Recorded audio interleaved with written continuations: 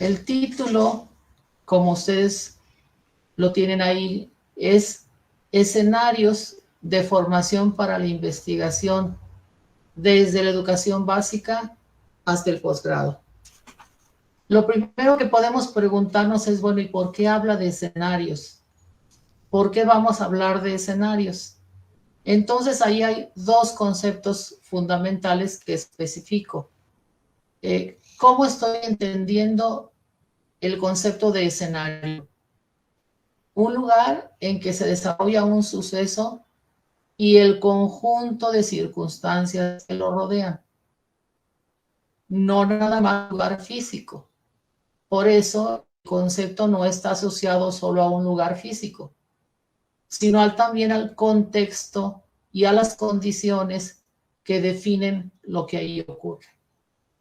En un teatro, por ejemplo, el escenario sí tiene un lugar físico inamovible, generalmente al frente del recinto. En el caso nuestro estamos hablando no solo de un lugar físico, sino también de ese contexto al que hago referencia. Ahora, en el ámbito de la educación, el aula es el escenario privilegiado, pero suele ser asociado al espacio físico o solía ser asociado principalmente al espacio físico, pero cada vez más es comprendido como escenario social.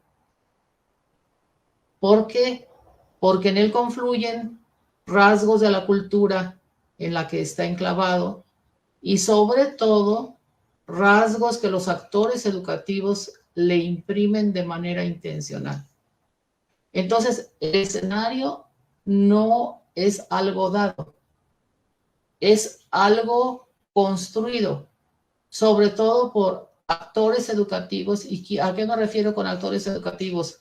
Principalmente docentes y estudiantes, pero desde luego que también las políticas educativas, las autoridades educativas de los diferentes niveles, desde luego que también son actores educativos, solo que me referiré principalmente a los docentes y a los estudiantes. La pregunta siguiente es, bueno, ¿y quién define o construye los escenarios educativos? ¿Quién?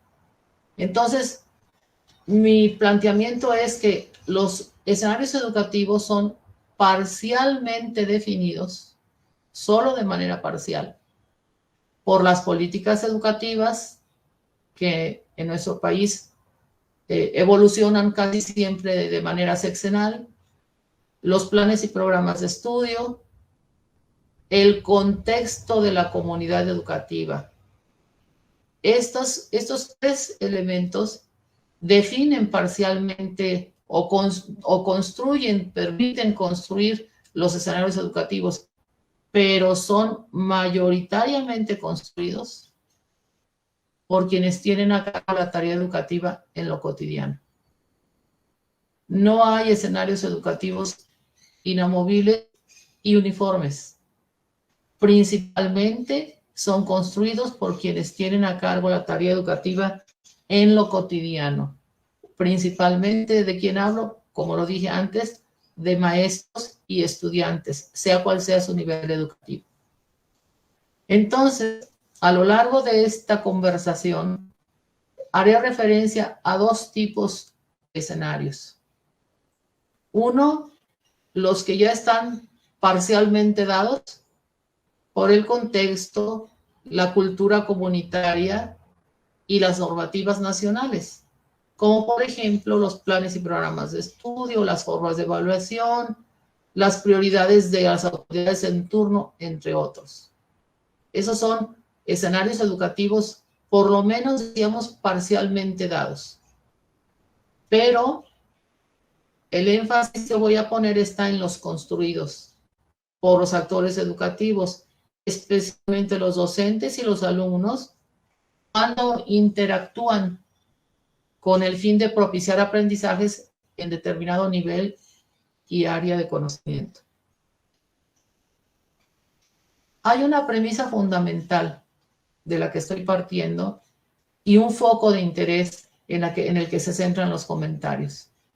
La premisa es que todo lo que se expresa como intención educativa en los diversos elementos de la normativa nacional, incluyendo materiales como los libros de texto, son aprobados o aportados por la Secretaría de Educación, pasa por el tamiz de las formas en que en cada aula o institución se decide trabajar para que la intención educativa se plasme en hechos. Esta premisa tiene mucho alcance.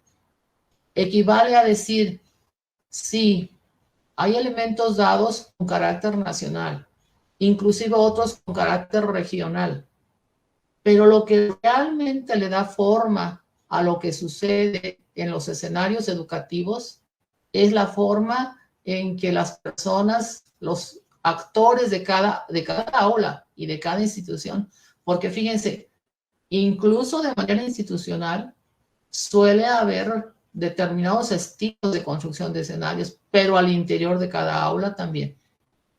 Entonces, aquí hay en el fondo, hay una explicación de por qué las reformas educativas o los acuerdos en diferentes aspectos, pongo por ejemplo el de la evaluación, ¿por qué no se llevan a cabo de la misma manera en todos los casos?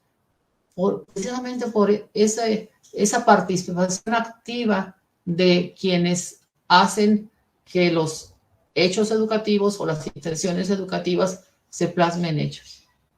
Gracias a esto ocurre que los maestros no vivimos maniatados para hacer las cosas de una manera única, ni las instituciones, ¿verdad? Hay alternativas. Y por eso, repito, cuando hay acuerdos nacionales, no se puede dar por hecho que se aplicarán de manera idéntica en todas las regiones, en todas las instituciones y en todas las aulas. Eso nos abre la posibilidad de ser actores y darle a nuestra tarea educativa algunos rasgos característicos.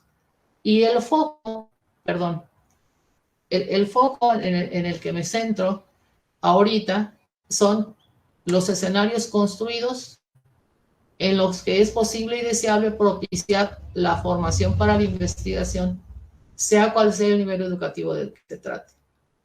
O sea, ya voy a hablar de un caso específico, escenarios construidos para propiciar la formación para la investigación entre los estudiantes de cualquier nivel educativo del que se trate. Entonces es importante que especifique cómo estoy entendiendo la formación para la investigación. Esta formación hace referencia a un proceso que implica prácticas y actores diversos.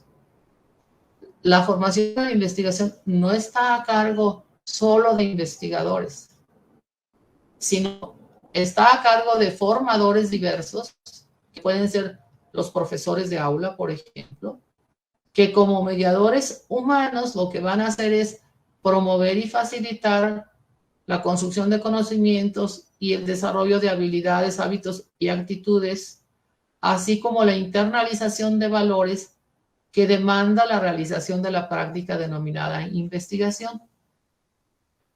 No estoy asumiendo con esto que todo estudiante de todo nivel educativo va a ser investigador. Estoy asumiendo que todos nos podemos formar para la investigación. Y ahorita, más adelante, vamos a ir viendo como formas concretas a las que me quiero referir. Pero primero podemos tener la inquietud, bueno, ¿y por qué la formación para la investigación se asume como objetivo relevante en todo proceso educativo? Si decimos, pues no todo el mundo va a ser investigador, así como no todo el mundo es abogado, o no todo el mundo es profesor, o no todo el mundo es veterinario.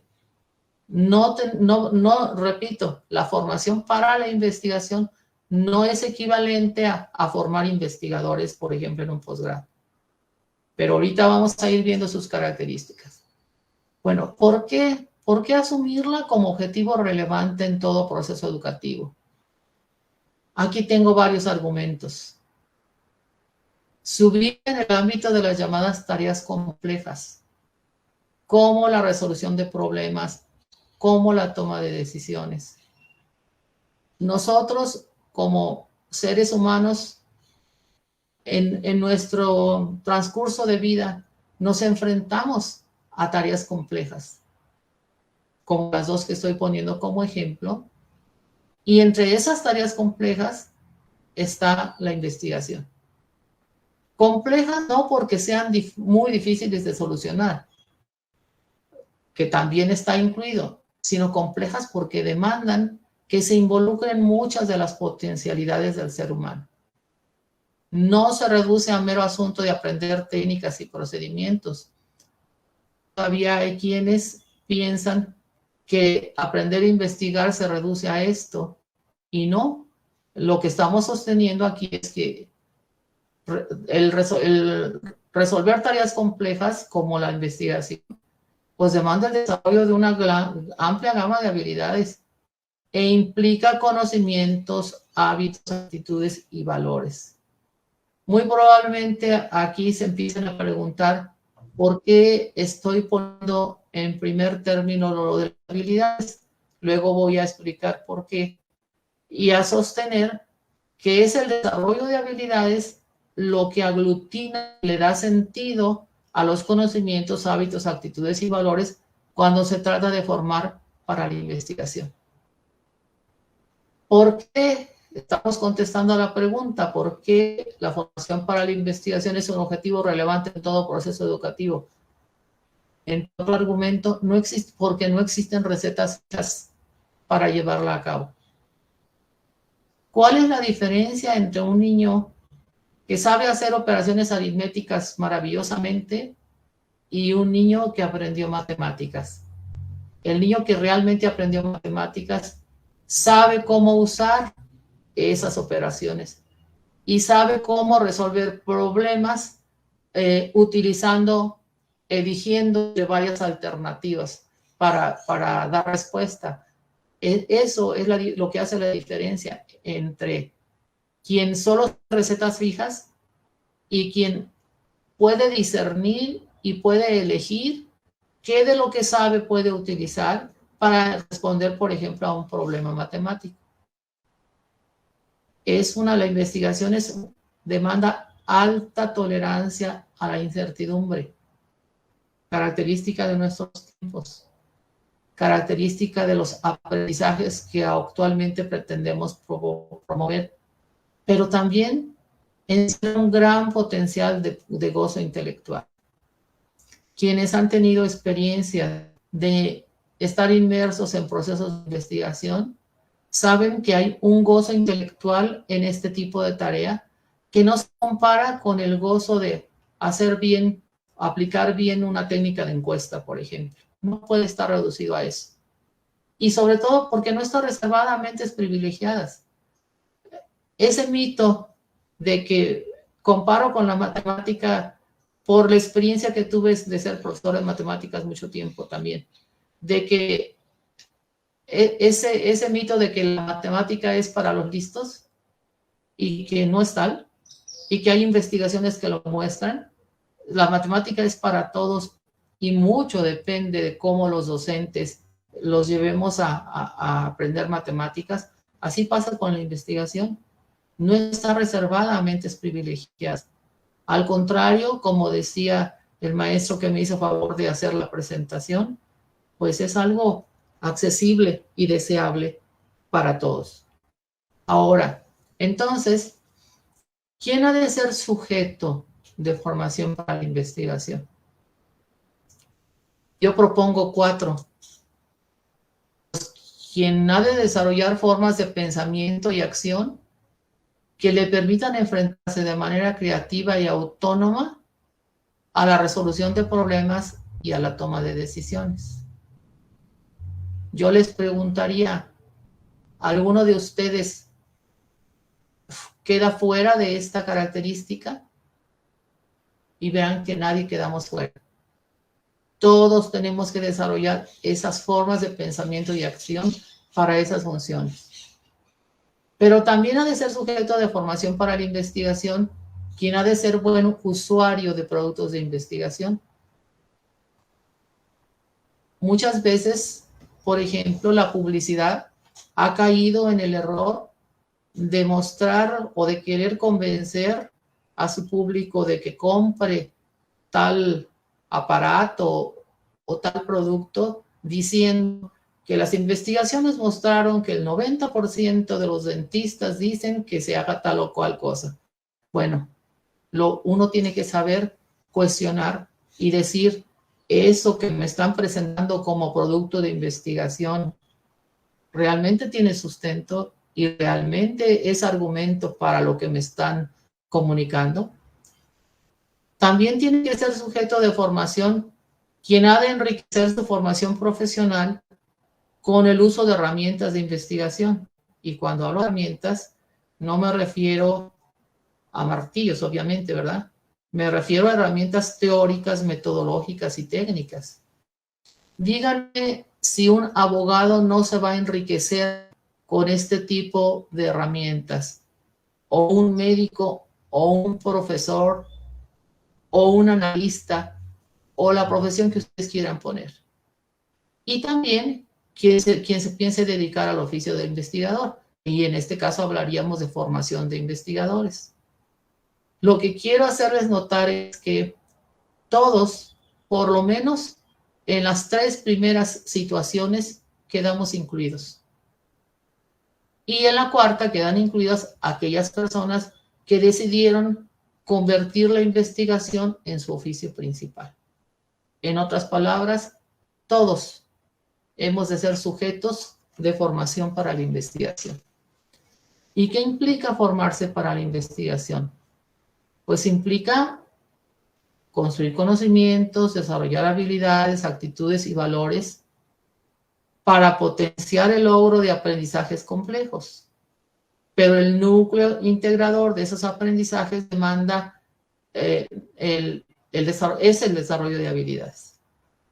Entonces, la pregunta natural siguiente es, ¿cuáles habilidades? ¿Cómo cuáles? ¿Verdad? Y aquí voy a referirme muy brevemente a una obra de su servidora que precisamente se dedicó a indagar qué habilidades necesita desarrollar una persona para poder realizar investigación de buena calidad. Tratar de presentarles esto de manera pormenorizada nos llevaría a varias conferencias, pero solamente les voy a decir nombres de habilidades que quedan incluidas en cada uno de estos 7 núcleos, y les pido que esos nombres los guarden tantito en su memoria, no todos, los que quedan en su memoria, porque luego los vamos a vincular con algunos de los documentos que existen en educación básica. Por ejemplo, habilidades de percepción. ¿Cuáles están incluidas allí? La sensibilidad a los fenómenos, la intuición, la amplitud de percepción y la percepción selectiva, porque en la investigación hay que saber, como dicen, mirar al bosque, pero mirar también a los detalles. Dentro de las habilidades instrumentales, ¿cuáles están? Por ejemplo, la de dominar formalmente el lenguaje en sus modalidades de leer, escribir, escuchar y hablar. La de dominar operaciones cognitivas básicas como la inferencia, el análisis, la síntesis, la interpretación. Las de saber observar y saber preguntar. En el núcleo de las habilidades de pensamiento, ¿cómo cuáles están? Están sobre todo rasgos que el pensamiento ha de desarrollar. Por eso están redactadas como pensar críticamente, lógicamente, reflexivamente, de manera autónoma y flexibilizar el pensamiento. Sobre cada una de las habilidades que les estoy mencionando, pues hay toda una explicación y una ejemplificación en la obra que está ahí mencionada, pero ahorita solo las enuncio por la finalidad de esta conferencia. Luego, habilidades de construcción conceptual, donde está, por ejemplo, apropiarse y reconstruir las ideas de otros, generar ideas, organizar lógicamente, exponer y defender ideas, entre otros. Las habilidades de construcción metodológica, que ya van muy especializadas a construir el método con el que pretendemos dar respuesta a un problema de investigación. Las de construcción social de conocimiento, que tienen que ver mucho con los énfasis que actualmente se están poniendo desde la educación básica, como por ejemplo trabajar en grupo, socializar lo que los grupos producen y comunicarlo. Y las habilidades metacognitivas, que a mí me gusta compararlas diciendo que son, como quien dice, llegar a la mayoría de edad intelectual, porque se refieren justamente a cómo el sujeto mismo se da cuenta de lo que hace, evalúa lo que hace para ver si lo llevó a la finalidad que pretendía, reorienta lo que hizo si encuentra que no lo llevó hasta allá y va generando sus propios caminos para continuar. Esto dicho de manera global. Entonces, estas habilidades que hay que desarrollar, uno podría preguntar, bueno, ¿y se pueden en educación básica? ¿Se pueden en todos los niveles, incluyendo, por supuesto, el posgrado? Entonces, mi planteamiento aquí es justamente cuándo habrá que propiciar el desarrollo de esas habilidades a lo largo de toda la trayectoria escolar y de las experiencias no escolares también. Ustedes como profesores saben que muchas veces tiene tanto peso o más peso formativo lo que ocurre fuera de la escuela.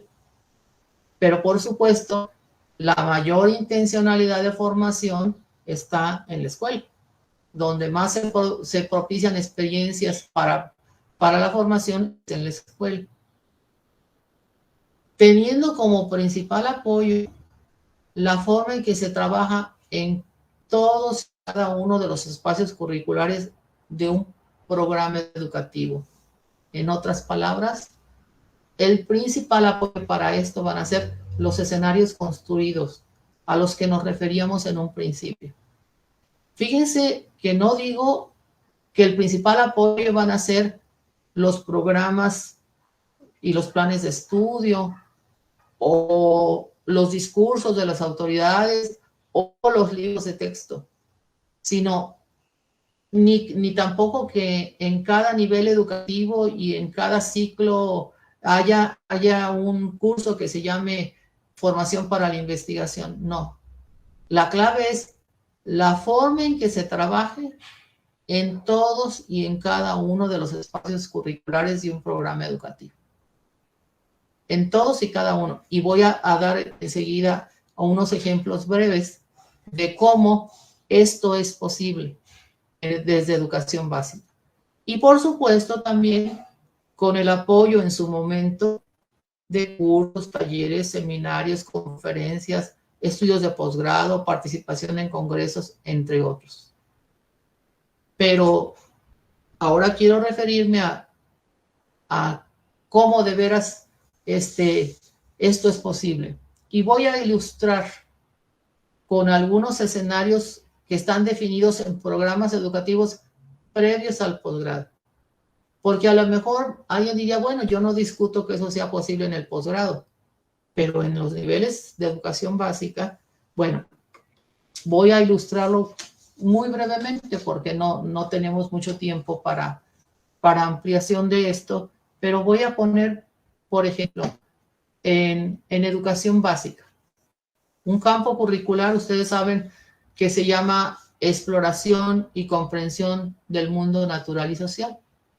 Ese campo curricular que ahorita está incluido en los planes y programas de educación básica, dice, en un momento, dice textualmente, un objetivo central de este campo es que los educandos adquieran una base conceptual para explicarse el mundo en que viven, que desarrollen habilidades para comprender y analizar problemas diversos y complejos. En suma, que lleguen a ser personas analíticas, críticas, participativas y responsables. Si ustedes guardaron tantito en su memoria de la breve descripción que hice de habilidades que son necesarias para formar para la investigación, vemos que varias de las que se mencionaron tan solo en ese parrafito están puestas como intención de ese campo que se llama exploración y comprensión del mundo natural y social. ¿Qué quiere decir? Que si nosotros como actores educativos le damos a este campo la intencionalidad que está expresada en él y que leí brevemente, pues podemos construir escenarios que faciliten la formación para la investigación. Ahora ilustro con una asignatura en secundaria, el español. Y tomo un párrafo que dice, para formar a los alumnos como lectores críticos, es necesario enseñarlos a validar o descartar sus interpretaciones de los textos, así como a detectar contradicciones e identificar su origen. Me quedo nada más con ese pedacito. No dice, si se fijan, hay que enseñarlos a que lean de corrido y hay que enseñarlos a que digan el significado de cada palabra, no. A formarlos como lectores críticos que validen o descarten sus interpretaciones de los textos y que puedan detectar contradicciones e identificar su origen. Si nosotros trabajamos el programa de español profundizando en esta intencionalidad y hacemos que las actividades en el aula o fuera del aula nos lleven a cosas como esta, estamos contribuyendo, estamos construyendo un escenario que posibilita la formación para la investigación. Ilustro con algo de preparatoria. En preparatoria existe ahorita algo que se llama dimensión curricular, porque ahí están por dimensiones curriculares. Hay una que dice habilidades socioemocionales, que uno diría, bueno, si son socioemocionales, ¿de veras van a formar para la investigación? Leo un mini parrafito. Incluye las siguientes habilidades: autoconocimiento, autorregulación, conciencia social, colaboración, toma de decisiones responsable, perseverancia. Nomás con eso, ustedes identifiquen que las habilidades de metacognición van justamente al autoconocimiento, a la autorregulación. Las de comunicación van, para las que denominé comunicación social, van a la conciencia social y a la colaboración. Y la formación para la investigación en su conjunto va hacia la toma de decisiones responsables. Si esta atención curricular es manejada en preparatoria de acuerdo con sus intenciones y construyendo escenarios educativos que lo propicien, ahí también se está formando para la investigación. Y en licenciaturas que forman docentes de educación básica, tomo unas nada más. Hay en lo que se llamaba competencias genéricas, dice que el estudiante de educación normal soluciona problemas y toma decisiones utilizando su pensamiento crítico y creativo. Algunas de las habilidades de pensamiento que mencioné. Aprende de manera autónoma y muestra iniciativa para autorregularse y fortalecer su desarrollo personal. Algunas de las habilidades metacognitivas. Aplica sus habilidades lingüísticas y comunicativas en diversos contextos. Algunas de las habilidades instrumentales. Con esta brevísima ilustración, estoy viendo los programas de educación básica y en la educación normal, que ya no está contemplada como educación básica, desde luego, hay un montón de situaciones un montón de oportunidades para que los profesores construyamos escenarios que propicien la formación para la investigación. Ahora, voy a referirme un poquito a la formación para la investigación en los posgrados. Ya hablé al menos brevemente. ¿Y por qué me voy a referir a los posgrados en educación? Porque muchos de los posgrados en educación ahorita están ya también en escuelas normales, o muchos de los académicos de las escuelas normales y de otros niveles de educación básica están formándose para la investigación en posgrados en educación. Para ahí tenemos toda una historia en la que hay que atenderse. Primero, que se valoró la orientación a la investigación por sobre la orientación profesional. Recordarán ustedes que al principio lo que hoy se llama el Programa Nacional de Posgrados de Calidad solo incluía posgrados orientados a la investigación, y como que los de orientación profesional, pues de alguna manera eran considerados programas de segunda, porque ni siquiera podrían entrar a ser evaluados en este programa, aunque ya en la actualidad lo son. Incluso hay doctorados actualmente con orientación profesional, que no significa ausentes de investigación, como lo voy a mencionar enseguida. Entonces, vinieron debates acerca de si en los dos tipos de programas habría que formar para la investigación, y en su caso, cuáles serían las diferencias. Pero entonces empezó a surgir otro problema. No estaba muy claro qué tipo de productos de investigación se tenían que generar en ambos tipos de programa, los que estaban orientados para la investigación o en los que tenían orientación profesional. Hubo también cierta confusión en el uso de las herramientas de investigación. Algunos lo interpretaron como las herramientas es como que sepa hacer nomás, pero que sepa hacer, por ejemplo, utilizar técnicas e instrumentos, pero no que sepa construir y fundamentar y llevar a cabo una investigación. O sea, ahí seguía habiendo todavía una confusión, cuando las herramientas de investigación no son solo cuestiones de técnicas e instrumentos, son también cuestiones teóricas y de método. O sea, las herramientas pueden ser teóricas, metodológicas o técnicas. El concepto de herramientas ahora es mucho más denso que el reducido a técnicas e instrumentos.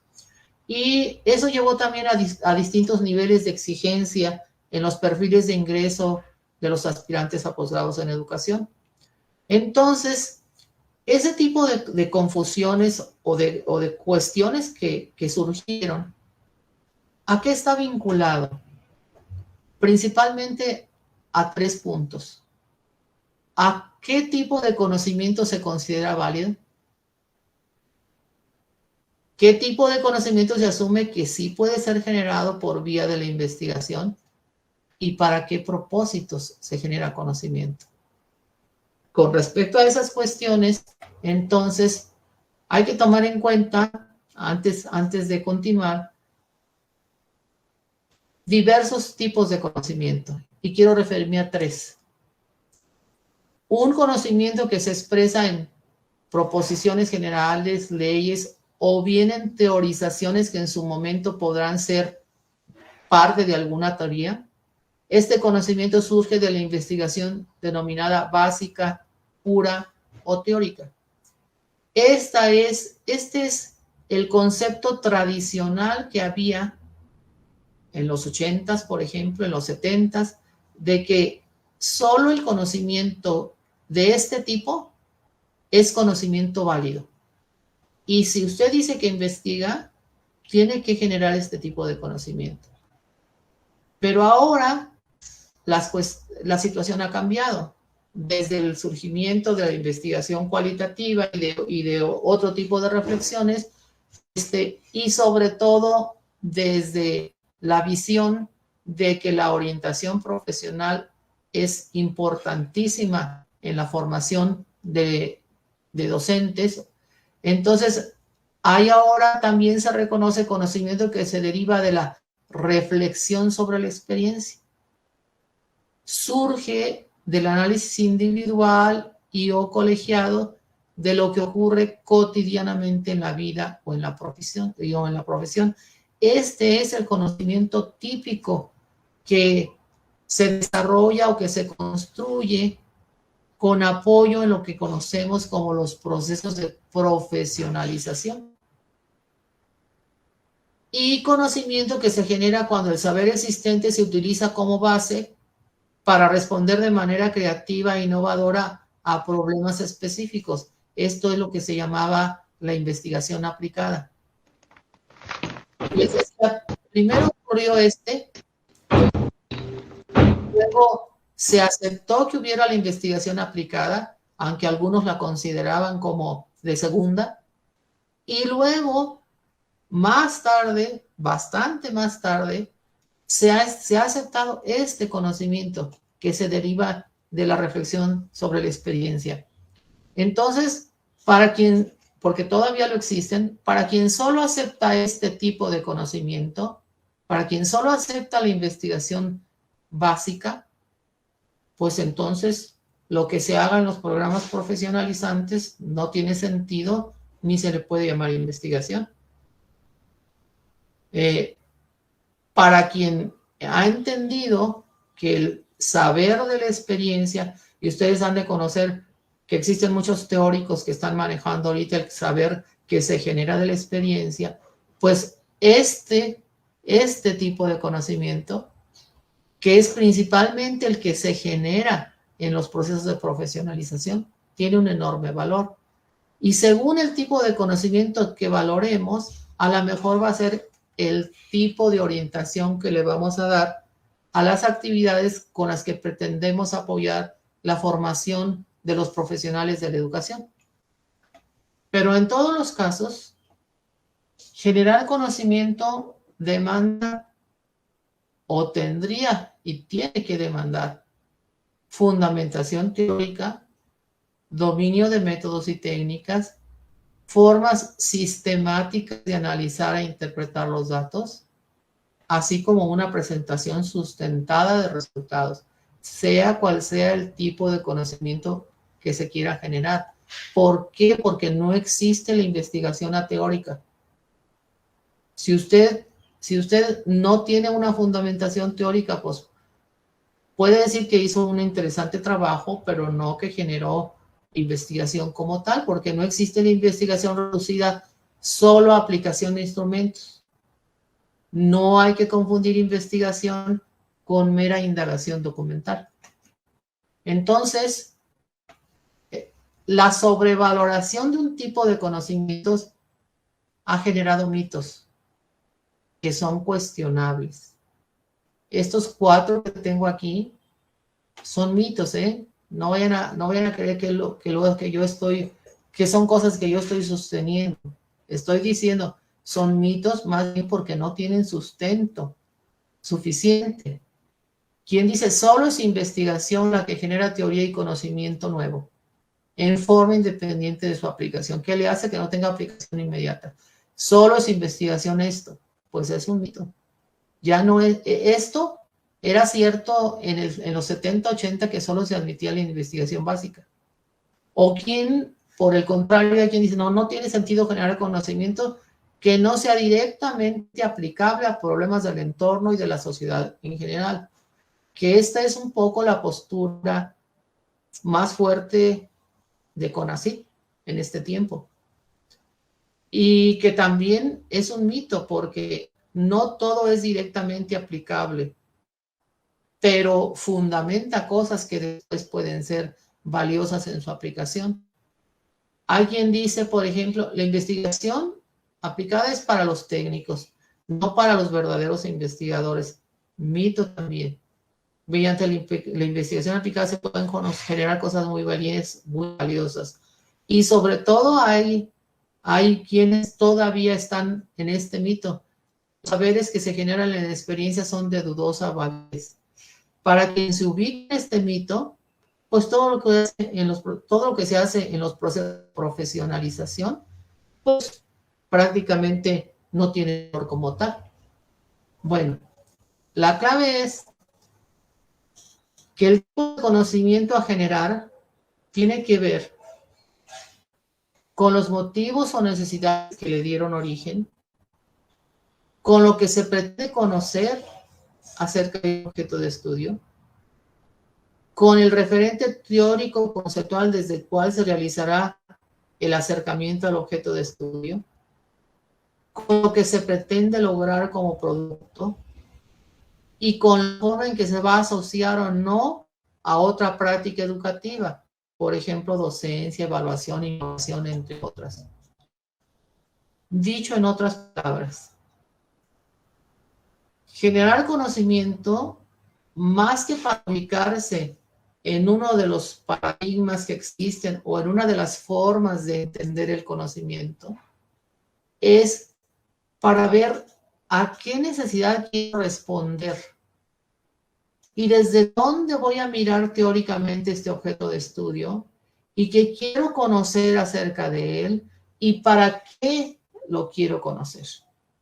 Entonces, eso, la congruencia entre todas estas decisiones es lo que nos da la clave para poder valorar el tipo de conocimiento que se generó por vía de la investigación. Algunos problemas que hay que superar entonces en los posgrados en educación es que están llegando a los posgrados en educación muchas personas que se formaron en otros campos y que apenas llegan a interiorizarse de lo educativo al llegar ahí. Cosa muy extraña, porque si nosotros nos vamos a inscribir a un posgrado de psicólogos, nos dicen que nada tenemos que ver porque no tenemos una formación inicial en psicología, por ejemplo, ¿no? Otro problema a superar es que hay, en general, los estudiantes que llegan al posgrado tienen poco desarrollo, tienen escaso desarrollo de habilidades investigativas.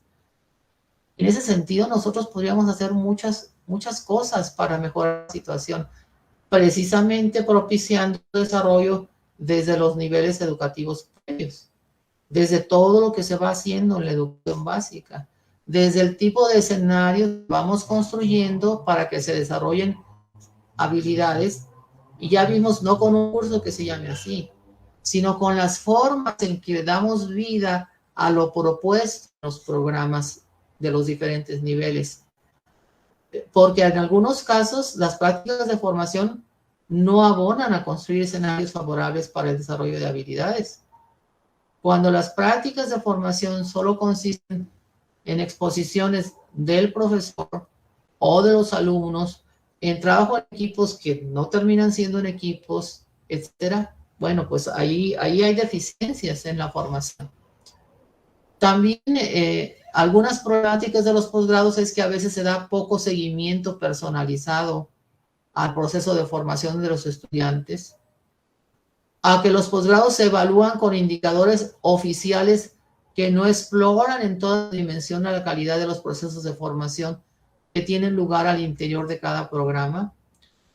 Si ustedes se van a los documentos de CONACYT, en donde pone una lista de los requisitos que debe cumplir un posgrado en educación para ser considerado como de calidad, no van a encontrar ninguno que se refiera a la calidad de los procesos de formación. Esto es, a darse cuenta de lo que ocurre al interior de las aulas de posgrado. No hay ninguno. Hay que si qué título tienen sus investigadores, que si qué producción tienen sus investigadores, que si qué infraestructura tiene la institución, etcétera, pero ninguna que vaya al meollo del asunto, la calidad de los procesos de formación que tiene lugar al interior de cada programa, lo cual está íntimamente relacionado con las formas en que interactúan formadores y formandos en los escenarios que construyen para esos propósitos. Entonces, termino con una apuesta, entendida como una tesis, como algo que quiero sostener fuertemente. Una, que es posible y deseable construir escenarios educativos que propicien la formación para la investigación en todos los niveles educativos. Y que la clave está en las formas de interacción que se generen entre los actores educativos, principalmente profesores y estudiantes, así como la pertinencia de las mediciones que se pongan en juego para propiciar el desarrollo de habilidades investigativas. Hasta aquí dejo lo que yo les quería compartir.